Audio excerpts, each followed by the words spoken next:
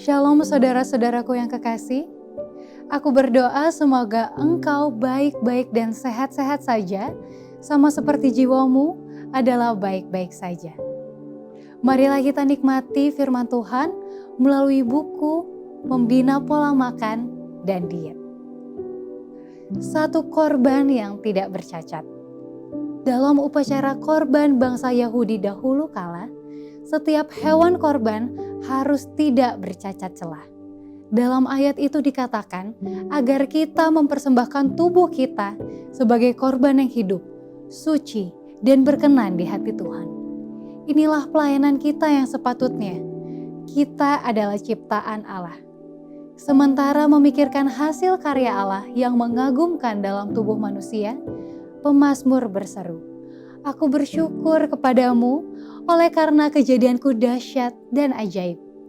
Banyak orang terdidik dalam ilmu pengetahuan sehingga mengenal teori kebenaran, tetapi mereka tidak memahami hukum yang mengendalikan tubuhnya. Allah telah memberikan fasilitas dan keterampilan. Selaku putra-putri Allah, kita wajib memanfaatkannya sebaik-baiknya.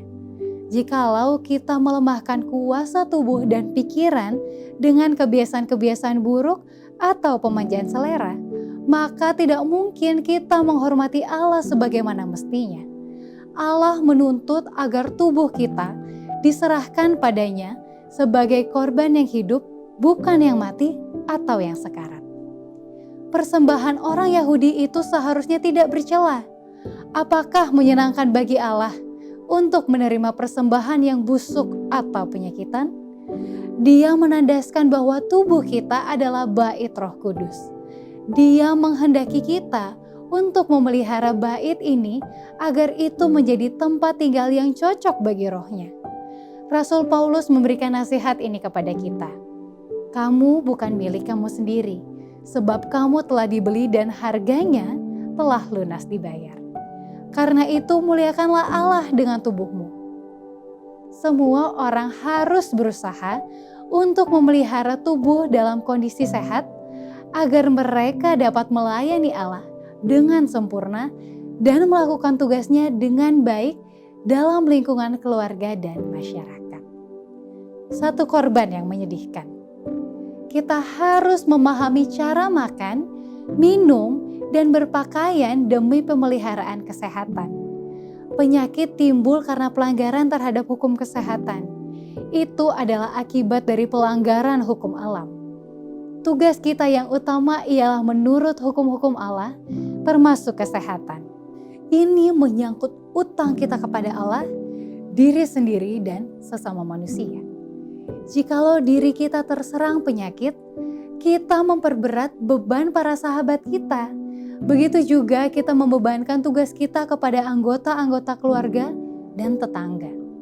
Apabila terjadi kematian dini sebagai akibat pelanggaran kita terhadap hukum alam, kita membawa duka cita kepada orang lain. Kita menyusahkan tetangga karena kita tidak dapat lagi menolong mereka. Kita merampas ketenangan anggota keluarga. Kita tak dapat lagi menolong mereka sebagaimana mestinya.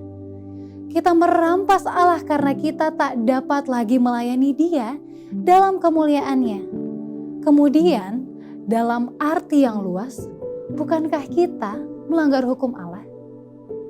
Tetapi Allah pemurah, berbelas kasihan dan lemah lembut. Bila mana terang memancar kepada mereka yang telah merusak kesehatannya oleh pemanjaan dosa, kemudian mereka menyadari dosa itu lalu bertobat dan mencari pengampunan, maka Allah menerima persembahan mereka. Oh, betapa lembut kemurahan hatinya, sehingga Ia tidak menolak orang berdosa yang menderita tetapi bertobat. Dalam kemurahannya, Dia menyelamatkan jiwa mereka dari api. Tetapi betapa memalukan satu korban yang buruk diserahkan kepada Allah yang suci dan murni. Pikiran yang cerdas telah dilumpuhkan oleh kebiasaan-kebiasaan yang salah dalam pemanjaan dosa.